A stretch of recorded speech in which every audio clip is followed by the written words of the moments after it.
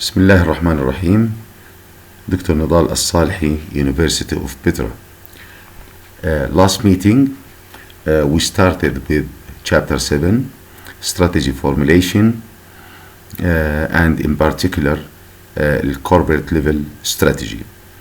And we have said last meeting that there are three directional strategies, which is the growth strategies, and we discuss all of the growth strategies, all of it, all types, and sub-strategies also. Today we will start discussing the stability strategies.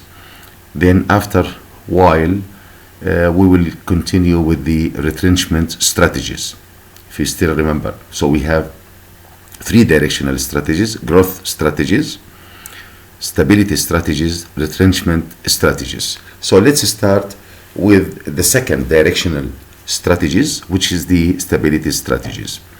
Now, the first strategy as a stability strategies, or before we start with the first strategy, let's remind you that the growth strategies, it means expanding the company's activities. Stability strategies means doing nothing, not expanding and not reducing the company's activities. And of course the third one will be the retrenchment later on, which means reducing the company's activities. So in general, stability strategies means that the company will not have the intention to increase, to expand or reduce their strategies. Let's start with the first strategy, which is the boost or proceed with caution strategy, which means an opportunity to rest before continuing a growth or a retrenchment strategy.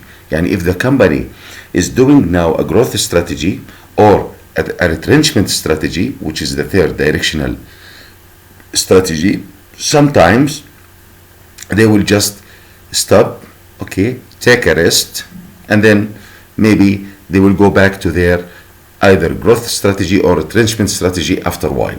So this is the first one. It's a kind of stability to keep the present or the current position. The second strategy is no change strategy.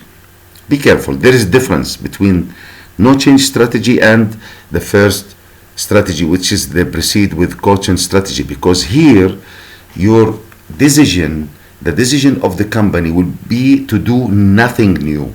Okay, it's a choice to continue current operations, the existing operations and policies for the foreseeable future. So here we really don't do anything new, and you have to remember that we don't do anything new here. We are not resting, but we take a decision not to do anything new and to keep our current position. Now in the profit, but without any problems here in the no change strategy. Now in the profit strategy, it's also the same, to take a decision to do nothing new, but in a worsening situation. Yani when the company has really problems. Okay, why? Because the company here will consider that these problems are only temporary. Yani the profit strategies, it will happen. You will take this kind of strategy sometimes, or the company will take this kind of strategy if there is a very worse situation, large problems for the company in terms of sales revenue, in terms of profit, in terms of quality, whatever. So they will decide not to do anything to solve those problems, and they will consider that these problems will be dissolved by itself. Okay, so this is the difference between this strategy and the previous strategy. Now let's go to the third directional strategy, which is the retrenchment strategies. And I would like to say it in Arabic: retrenchment strategies اللي هي استراتيجيات الانكماش، لما الشركة تقرر انها تنكمش. Okay, so what is retrenchment strategies? The same as we said before, it is a decision for the company. It's a strategy for some companies to reduce their activities, to reduce the activities. Now there are several ways in order to reduce the activities. Now the company will decide or will take this decision if already their position, let's say their competitive position in the marketplace is weak compared with their competitors. So they will start thinking about developing one of the retrenchment strategies. So let's see what are the let's say alternatives. What are the strategic alternatives as a retrenchment strategies? The first one is the turnaround strategy, which emphasizes the improvement of operational efficiency when the corporation's problems are pervasive but not critical. And we have problems. This problem is already spread on the company. Let's say it is low sales, okay, but it's not critical for us. We can still continue. So we'll use a turnaround strategy. Now, actually, this strategy has two phases. Has two phases to cure, of course. The first stage or the first phase is contraction. So contraction and consolidation, they are not new strategies, by the way. They are two phases of the turnaround strategy. So what we will do, we will first use a contraction, which means is the essential effort to quickly stop the bleeding. Yani, if somebody is injured, what you will do if you have in the emergency, what they do first, always they are telling to you that you have to stop the bleeding first, then think what you will do after a while. So contraction means in the company we will think how to stop the bleeding of the company. If, for example, our profit is down, our sales revenue is down, our cost is up, and so on. So what we'll do first in the contraction stage, how we'll stop the bleeding of a company? By cutting back in size and cost. So we'll reduce the activities of the company, which is the size, and we will think of ways how to increase efficiency, means by reducing cost. Now the second phase, so we stop the bleeding now, we go to the second phase and implement, of course, a program now to stabilize the now leaner corporation. What's the meaning of leaner corporation? Yani the new corporation which is leaner, yani it's smaller now, thinner corporation. Why? Because in the contraction phase, we cut back, okay? We cut back in size and cost. So our corporation now is leaner, is thinner, is smaller, and we have to think of a certain program in order to stabilize the new leaner corporation. Okay, now another retrenchment strategy is a captive company strategy. Now the captive company strategy, sometimes the company also, if they will feel that they have problems in their profits, sales, their markets, and so on, they will think of reducing their activities by using a captive company strategy, which mean انه الكمباني تصبح captive, أسيرة captive for whom? For larger customers in the market. For example, if you are for example manufacturing textiles, okay, and you, of course, you are selling textile in the market. Now if you have problem with this strategy, what you will do, you will select the larger clothes manufacturing company from your customers, and you will make a contract with them that you will provide only them with the textile or the raw materials. In this way, you will guarantee at least, for a certain period, you will be in the safe side and you can continue exist. You can continue be there and exist in the market. Another strategy, which is the sell-out strategy. Now, sometimes management can still obtain a good price for its shareholder, and the employees also can keep their jobs by selling the company to another firm. And you just simply sell the company. In this way, of course, your employees will still there. They will keep their jobs. They will not be, terminated or fired. at the same time, you will still have a good price for the company so that the shareholder value will be high. Okay. Another way, instead of selling the whole company, some companies they will go to divestment. Divestment means that you are going to sell only a division, a part, a business line of your company, a product line, a business line, a part of the company, in order to, of course, to help you, especially, of course, you will select the weakest business line or product line in order to sell it. Okay, and this is also a retrenchment strategy. Why? Because you reduce here the size of your company. Another strategy, also retrenchment strategy, is bankruptcy. And bankruptcy, of course, that means that the company will give up management of the firm to the court. خلاص بيعطوا الشركة بتصير مسؤولية المحكمة in return of some settlement of the corporation's obligations, and the court will do, the settlements with the other corporations, with the banks, with the customers, okay, and it will be under the authority. Let's say the company will be under the authority of the court. Now, liquidation is the last retrenchment strategy, which means that management will simply terminate the firm. Close the firm without going to the court or anything. Okay, we decide, we start selling things and terminate our company and close our firm or our plant or our organization, whatever. Now, the second, I told you there is a small portion. The second part of this chapter is a portfolio analysis.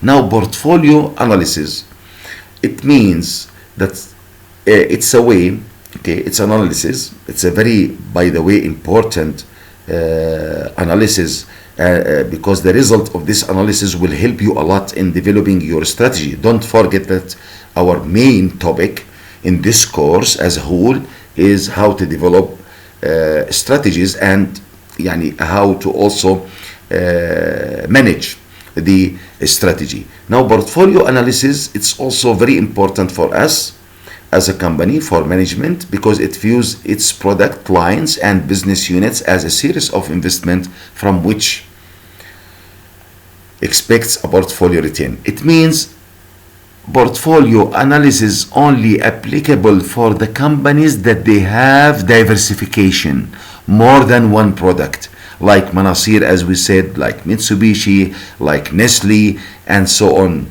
Okay, sometimes you have, let's say, 20, 30 products, or 10 products, or 5 products. Okay, you can use portfolio analysis. Why? Because portfolio analysis means analyzing a portfolio of products or business units of the company.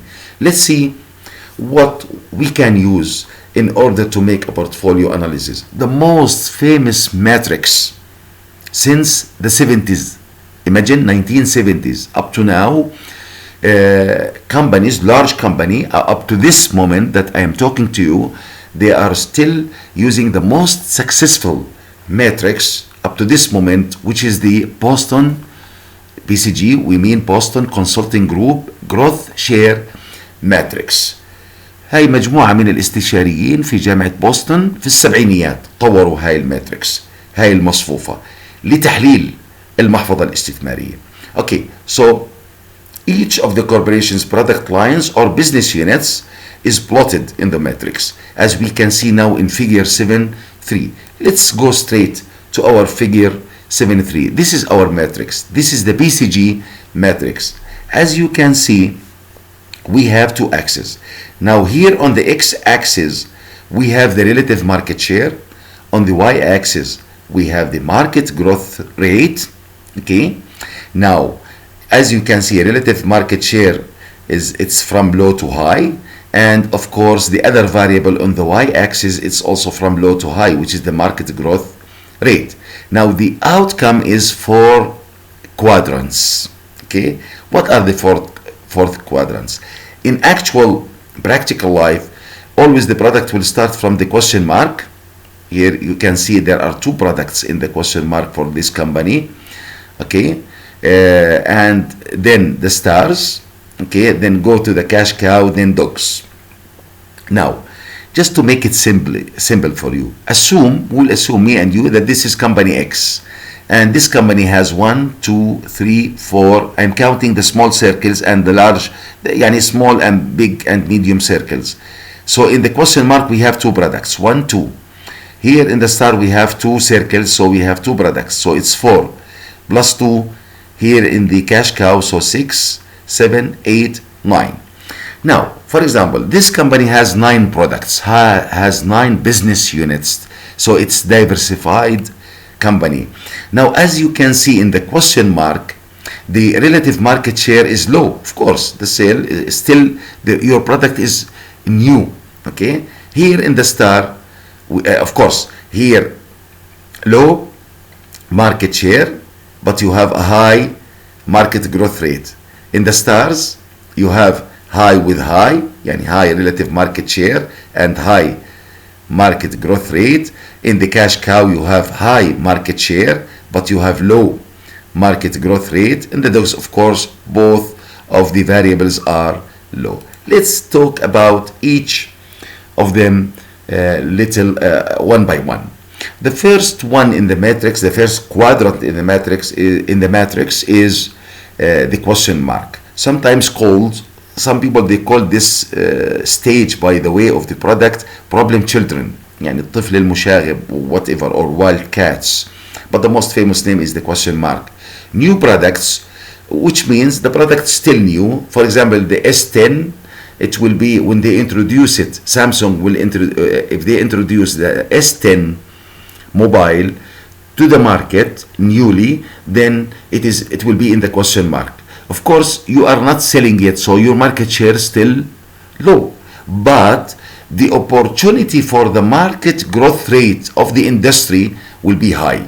Okay, so this is the question mark. In the stars, we will continue with the S10, for example. Now, when your sales increased, so your product, your S10 will move from the question mark to the stars. Okay, now in the stars, you will have a high market share. At the same time, the opportunity is still high for the market growth rate. انه لسه النمو عالي. زي الطفل اول ما ينولد في الكويشن مارك بتكون النمو تبعه عالي، يعني فرصة انه ينمو ويكبر بسرعة عالية جدا. Okay, والستارز the same. Still the market rate, the relative market share is high. At the same time, in the stars, there is an opportunity for also the product to have a higher, let's say, market growth rate. Now, in the cash cow, as you can see, as we saw a while ago in the figure, now the market share or the relative market share is high. Okay, that's why we call it the cash cow. There will be a lot of cash. Okay, at this stage, but the problem, our product is already old, a little bit old. Old means that the market growth rate is low. Okay, now if the market share will go down, then our product will move to the last stage, which is the dogs. And here, of course, the product will have both variables low. It has a low market share. At the same time, it has no opportunity, no chance for the product to grow. Why? Because it has a low market. It has a low market growth. Okay, يعني a low market growth rate. Okay. Now, this matrix, as we see, okay, it will help the company. As we said, if I have 10 products, 10 items, it will help me analyze my portfolio of products or business units. Each of them, where is it? Sometimes, as we saw a while ago, I have 2 products, okay, still in the question mark. 2 of my products are in the stars. 3 of my products or 4 are in the cash cow. And I have to be careful. I have 2 products in the dogs, so I have to think of producing, let's say, or making a new product development and so on. Now, at the end, this matrix, it's a very successful matrix, but still it has a limitation. One of the limitation of this matrix, it will use of highs and lows, as we said, as we saw on the x-axis and the y-axis to form categories is too simplistic. يعني okay, when we say low, why we say low? Okay, where? High, low, medium, low. When we say high, well, there is no medium. I mean, there is no ranks. It should be more specific with يعني low or high. It's really a very wide range in order to judge on our product. Now also the second shortcoming or limitation, what we call is link between market share and profitability is questionable. Why? Because sometimes, okay, I have a high market share for this particular product, but the problem, it's not profitable. It means, I mean, the cost is high, the price is low, then my contribution is low.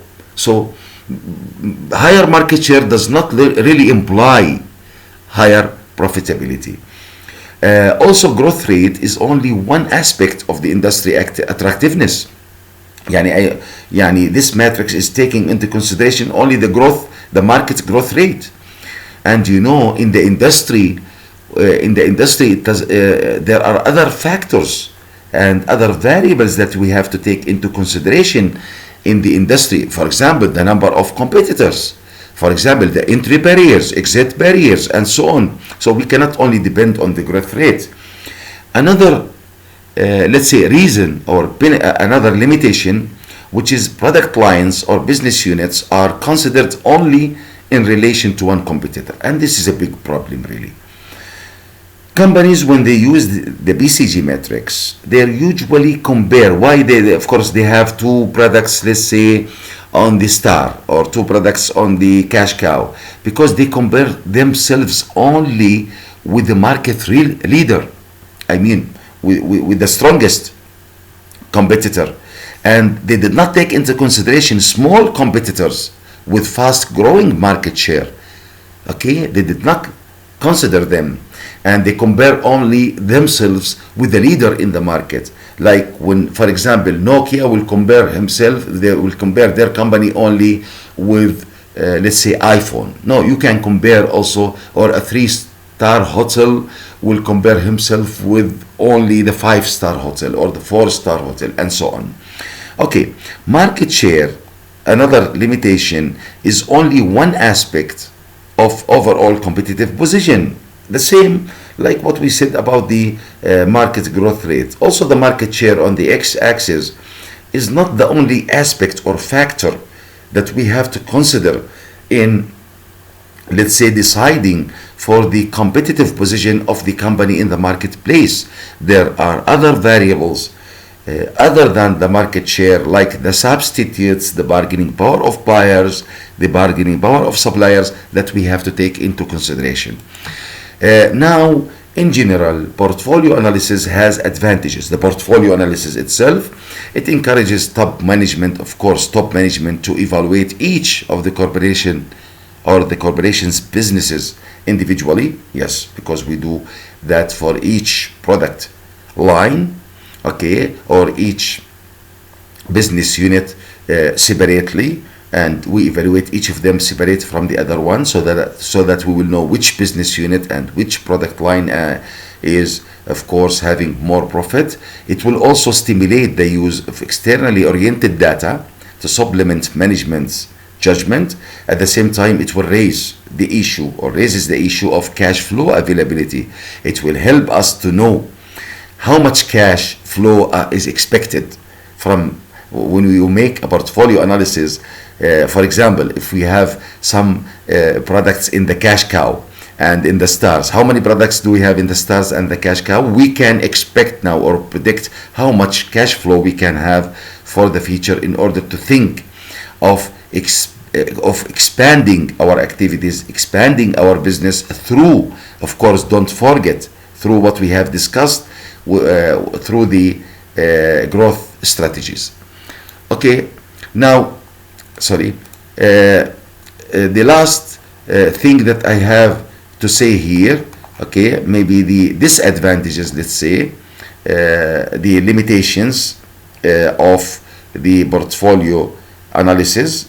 Okay, here is the limitations. I am sorry for the interruption. Defining product Okay, this is the limitations. Or market segment is difficult. It's difficult to define the market segments because sometimes we cannot really differentiate between the different segments in them, or even the geographical area in the markets. Suggests also one of the limitation that the portfolio analysis suggests the use of standard strategies. You know, if you are at this stage, if you are in the star stage, use this strategy. If you are in the question mark stage, use this strategy. And you know, in practical life, this is impractical. We cannot use standardized strategies because our environment is very dynamic, and this may lead the company to lose some marketing opportunities. The third limitation really about the portfolio analysis actually is the value laden terms such as cash cow, dogs. means يعني انا بدي احكي لكم شغله. هاي الماتريكس الانتقاد الوحيد اللي يقدروا العلماء يواجهوه لها اللي هي البي سي جي ماتريكس النيمز. You know, you are using cash cows, dogs. They did not like the names used, and here they are, and it will give us, you know, prophecies. It means it will. When you say cash cow, we know that cash cow is a good thing. We know dogs that is a bad thing. يعني in other words, that's why انه كأنه المسمى يحمل القيمة. Okay? وهذا هو الانتقاد. انه they are saying that the Boston group, the Boston consulting group in Boston University, they must يعني at that time maybe if they use other terms it will be much better. Okay, the last limitation is lack of clarity on what makes an industry attractive or where product is in its life cycle. The problem here, using the BCG, sorry, it's not the BCG I'm talking about, and using the advantages and limitations of portfolio, using the portfolio analysis in general to analyze our products, sometimes it will not tell us, our product, our iPhone, where is it in its product life cycle? Is it in the introduction stage, or is it in the growth stage, or in the maturity stage, or in the declining stage? And this, of course, end our lecture for chapter, and of course it ends chapter 7 in general, the corporate level strategy. Inshallah, next lecture we will start with, also we are still in the strategy formulation as the second stage of strategic management, but we will discuss chapter 8. We will start, of course, with chapter 8 with the functional level strategy, which is the third level. inshallah. At the end بتمنى لكم جميعا السلامة، وإن شاء الله بنشوفكم على خير. Thank you very much. Hopefully I will see you, or you will hear me next lecture, inshallah. Thank you very much.